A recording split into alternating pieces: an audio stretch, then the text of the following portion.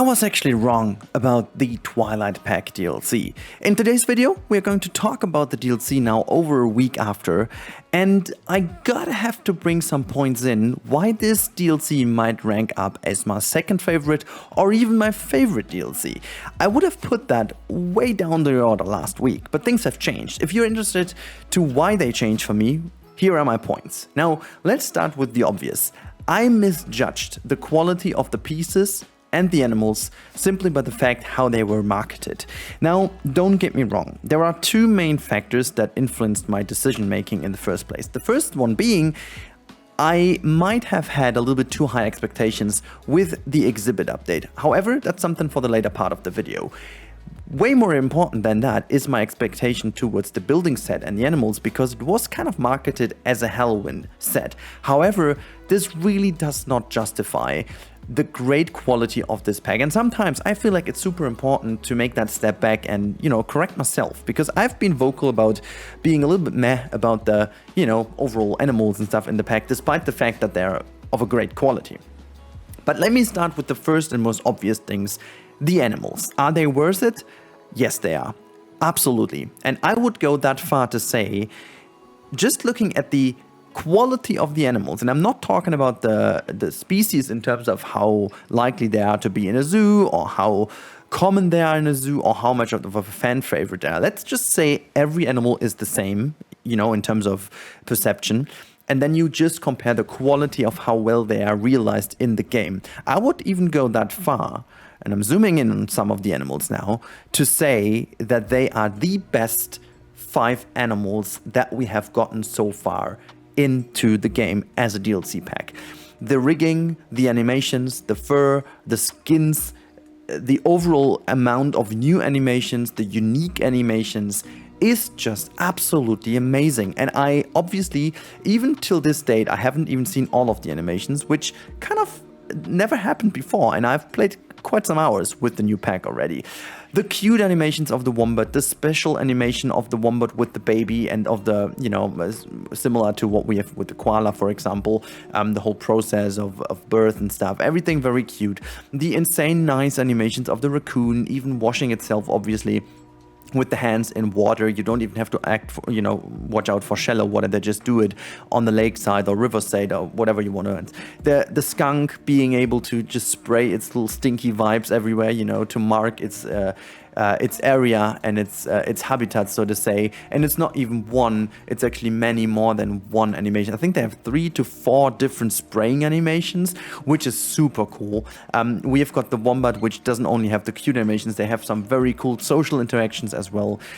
All of these animals are super versatile when it comes to interspecies enrichment. They go very well together with a lot of different other temperate animals, just as like the beaver, for example.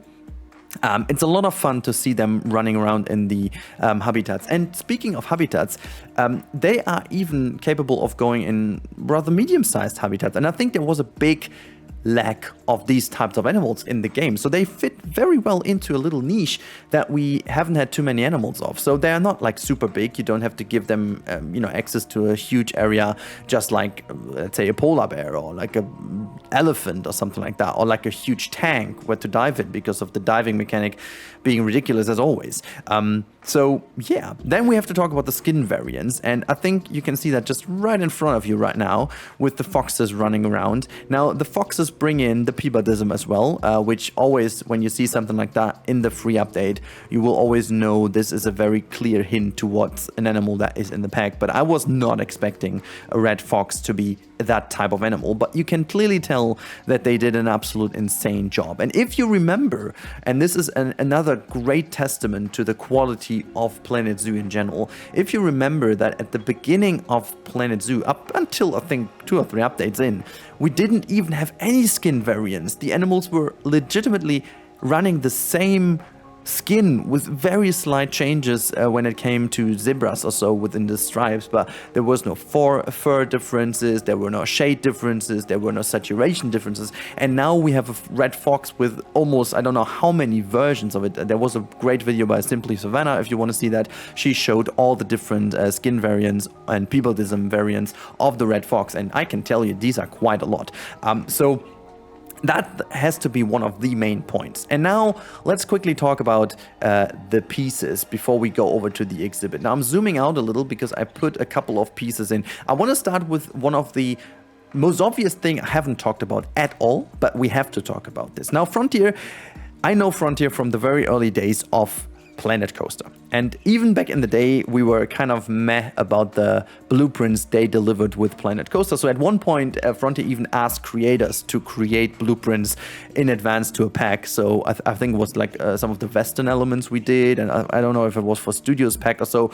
The elements that were in the game were actually created by creators, which obviously I find a very intelligent way of doing it anyways. But now, as they're not doing this anymore, they have internal creators, so to say, like Frontier employees who do create these new blueprints. And you gotta say, they have upped their game dramatically. So with the new blueprints, just add like this windmill or this tower in the background, also this little porchway over here, they have upped their game amazingly. And with that, and I want to highlight this because it also changed my opinion of the pack, with this skill that they have internally, they clearly have a better type of feedback kind of, loop in which they seem to understand better what type of pieces we need.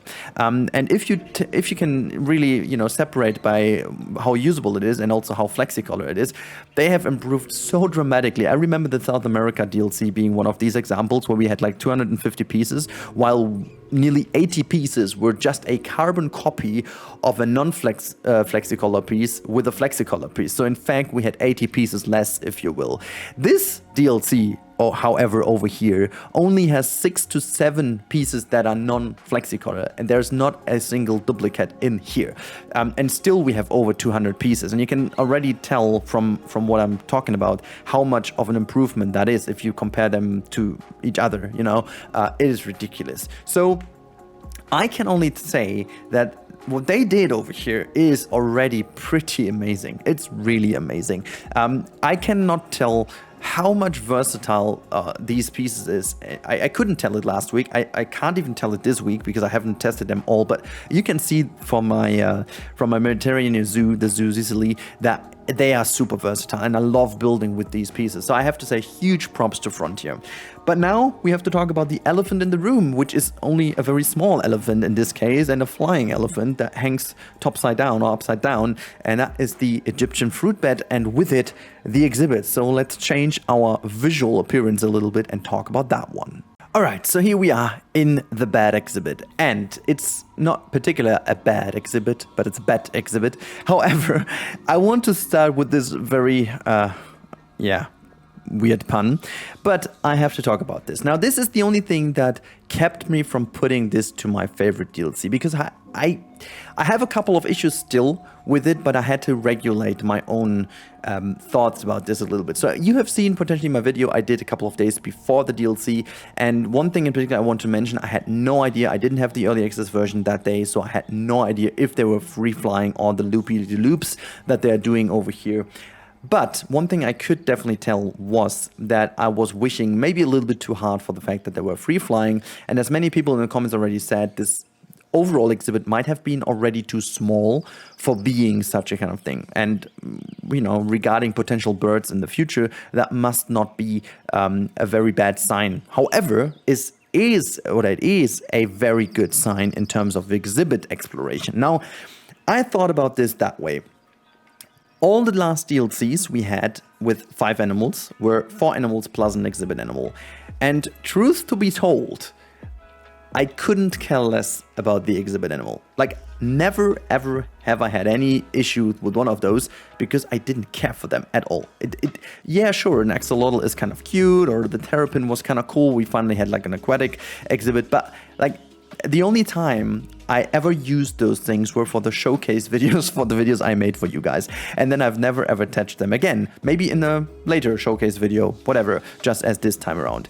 But, and this is one of these things that sometimes you only understand after a couple of days, looking what the community does and looking what other people do, it is a huge step forward in terms of usability of those exhibits. And surely this is nothing to do with the DLC per se. That is a free update thing and free update related things. But however, the DLC does benefit from the fact that we have finally a DLC animal, exhibit animal, that is actually usable and which I will potentially for the first time ever build a habitat for, just as the lady did and other people also did, making something for the bats. I, however, have a different type of idea, which I couldn't realize quite yet. I have a certain idea, but I'm not sure how it will end up looking, so no spoilers here. However, the fact is that we have this new customizable exhibit with animals that take benefit of it. And I think this is a beautiful thing. Do I feel like the loops are cool? No. And you can see quite obvious in front of you what I mean by that. After a while, it gets super repetitive. The more you have in, the better it is and the less obstructive and the less annoying it gets. But overall, I think it might not be the best animal to benefit from this. Now, what I'm meaning is that there are a couple of more animals I hope to see at some point in a situation like this. Like, for example, butterflies and bugs, and maybe even like a hummingbird, something very small, you know. Some animals that in terms of their uniqueness, how they fly and stuff, would cause tremendous issues as a habitat animal. They might be very well in here. And also, and this is something maybe even more important for the future, not related to DLCs, but maybe something that the bat could have started. Maybe we do see some of the existing exhibit animals brought over into that one. Like, don't get me wrong, I'm a big fan of the other exhibits when they get this update now with all the stuff. But like, there are in particular animals just like the iguanas or the boas and the anacondas. They would benefit from a habitat like that so massively. And then I would be super happy about having them on very much a bare bone spawning points, you know, and they could legitimately take the exact same animations and stuff, maybe add one or two bigger loopity-loops, just as having maybe an anaconda glide into a little pond and then just give me that pond without anything else around it. That would be massive. That would be absolutely ridiculous. And I hope that they do this. And obviously, this also opens up for the future DLCs in terms of what types of exhibit animals we can get.